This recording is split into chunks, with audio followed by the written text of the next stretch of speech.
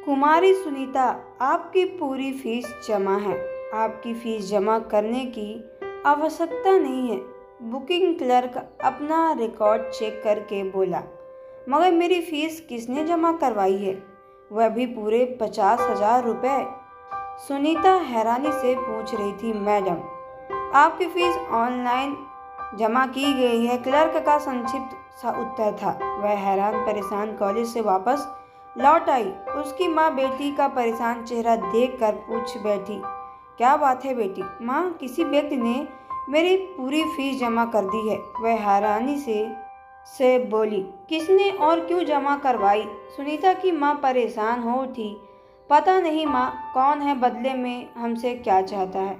बेटी की परेशानी इन शब्दों में टपक रही थी। उसकी माँ सोच कर पड़ गई। आजकल मांगने के बाद भी मुश्किल में 5-10 हजार रुपये कोई देता है, वह भी लाख एहसान जताने के बाद। इधर ऐसा कौन है जिसने बिना मांगे 5,000 रुपये जमा करा दिया? आखिर बदले में उसकी शर्त क्या है? खैर जाने दो, जो भी होगा 2-4 दिनों में खुद सामने आ जाएगा। माँ ने बात को समाप्त करते कहा। दोनों माँ बेटी खाना खाकर लेट गए। सुनीता की एक माँ प्राइवेट हॉस्पिटल में 4,000 रुपये मासिक दर दाई की नौकरी करती थी।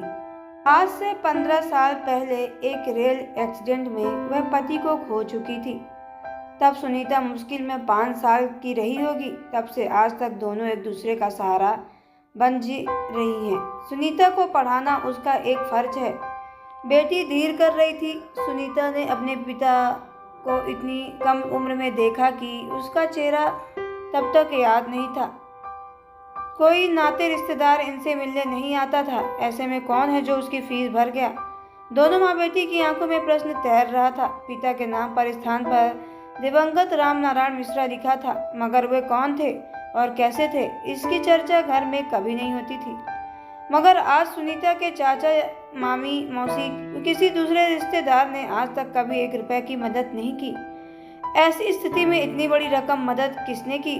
बहरहाल सुनीता उत्साह के साथ पढ़े में जुटाई करने लगी। 2-4 वर्षों तक वो बैंक, रेलवे या नौकरी के घर की गरीबी दूर कर देगी। वह इसको घर खटने नहीं देगी। माँ विधवा की जिंदगी में काफी कष्ट झेला है। सुनीता उसकी अचकचा गई जब उधर प्राचार्य ने उसे एक खत दिया और कहा, बेटी आपके नाम ये पत्र एक सज्जन छोड़ गए हैं। आप चाहें तो इस पते पर उन पर संपर्क कर सकती हैं, ये फोन पर बात कर सकती हैं। जी धन्यवाद सर, कहकर वह उसके केबिन से बाहर आ गई और सीधा घर जाकर खत पढ़ा। उसमें लिखा था, बेटी आपकी फीस मैंने भरी है, बदले में मुझे तुमसे कुछ भी नहीं चाहिए। तुम्हें पैसा लौटाना है। नीचे उनके हस्ताक्षर मोबाइल नंबर था। सुनीता की माँ ने जब वह नंबर डायल किया तो तुरंत जवाब मिला, जी आप सुनीता जी या उसकी माँ? मैं उसकी माँ बोल रही हूँ। आपने मेरी बेटी की फीस क्यों भरी जी? इसलिए कि मुझे इनके पिता का कर्ज चुकाना था। वह संक्षिप्त उत्तर देकर चुप हो गया। ऐसा कीजिए, आप मेरे घर आ जाइए। ठीक है, रविवार को दोपहर 1 बजे मैं आपके घर आ जाऊंगा, कहकर उस व्यक्ति ने फोन काट दिया। रविवार को वह समय पर हाजिर हो गया। करोज 20-30 वर्ष का एक नौजवान आकर्षक व्यक्ति का स्वामी था। वह बाइक से आया और सुनीता की माँ को मिठाई का डब्बा देकर नमस्कार किया। सुनीता ने भी उसे नमस्कार किया और पास बैठते हुए अपना प्रश्न दोहराया, मैंने फोन पर बताया तो था कि आपके ऋण चुकता हुआ है। सरल शब्द में कहूँ तो कैसा ऋण? दोनों माँ बेटी चौंकी थी। ऐसा कि राम नारायण जी मेरे पिताजी के 3,000 रुपये की मदद की थी।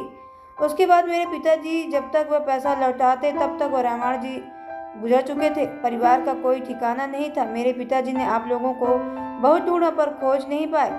वह स्पष्ट स्वर से जवाब दे रहा था कि वह पढ़ लिख कर नौकरी में आ गया और स्टेट बैंक की उसकी शाखा में आज यहाँ आप लोगों को खाता है।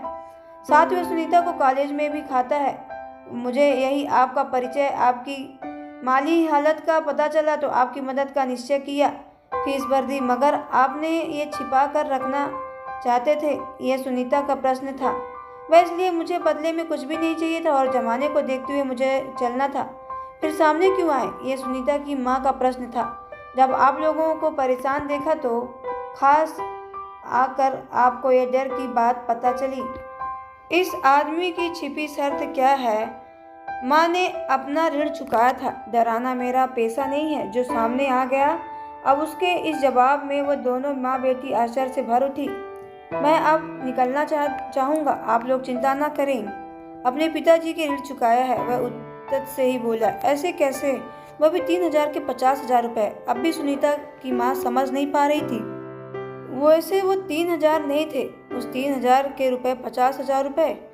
उन 3,000 से मेरे पापा की जान बचाई थी, मेरा इलाज कराया, मैं जीवित हूँ, तभी आज बैंक में काम कर रहा हूँ। गरीबी की हालत में मेरे पिताजी रामनारायण जी से मदद की थी। आज मेरे पास सब कुछ है, बस पिताजी नहीं है। वह भावुक होकर बोल रहा था। फिर तो मैं पैसा वापस क्यों नहीं लेना चाहते?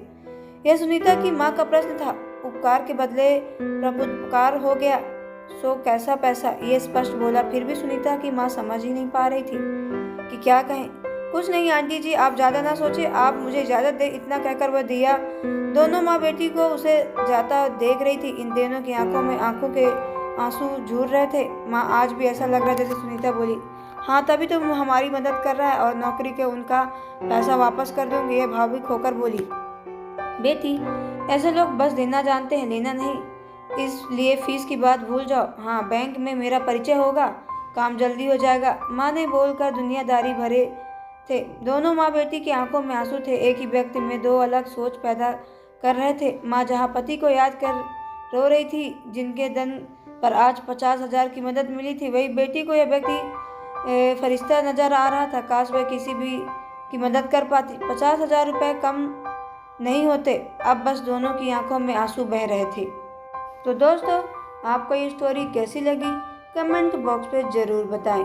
अगर आप हमारे चैनल पे नए हैं तो चैनल को सब्सक्राइब करके बेल आइकन को प्रेस कर लें, ताकि आने वाली सभी वीडियो का नोटिफिकेशन आपके मोबाइल पे सबसे पहले पहुंचे, क्योंकि मैं ऐसे ही वीडियो आप लोगों तक लाती रहती हूँ। तो चलिए मिलते हैं नेक्स्ट वीडियो में। धन्यवाद।